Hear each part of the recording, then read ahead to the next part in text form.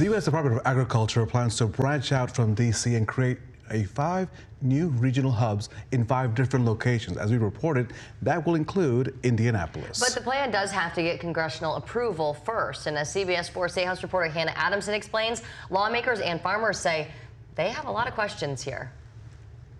We're definitely cautiously optimistic. Farmer David Hardin says a new USDA hub coming to Indianapolis has the potential to improve ag services and research should enough employees agree to move there. One of the major speed bumps would be, are we going to see a significant number of these employees willing to relocate? The USDA plans to move more than 2,000 D.C. employees to 5 hubs nationwide, but acknowledges it doesn't know how many employees will ultimately make the move. That provides incredible opportunities for Hoosier residents to apply for these positions, and they happen to be decent paying positions on balance. So I think this will further grow the expertise of our workforce. The USDA says opening these hubs could save them at least $2 billion and increase staff retention due to lower costs of living. On a government salary, government employees cannot afford to start a quality life in Washington, D.C.,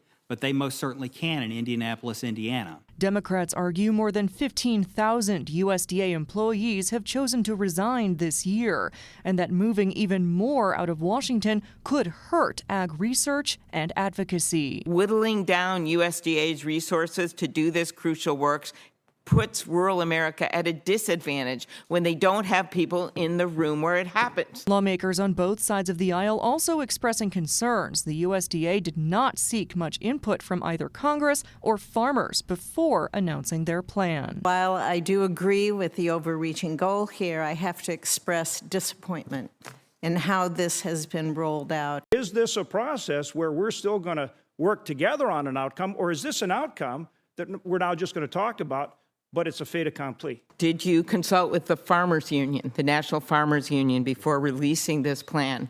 What do you mean? Yes or no? No, because the consultation process has just begun. Hardin says so long as farmers are involved in developing the hubs early on, he sees more upsides to the plan than downsides. There's a lot that we still don't know, but if we stay engaged in the process, then hopefully we're going to see good things come out of this process. The USDA has not released a timeline, but plans to release more information by the end of August. Reporting from Indianapolis, I'm Hannah Adamson.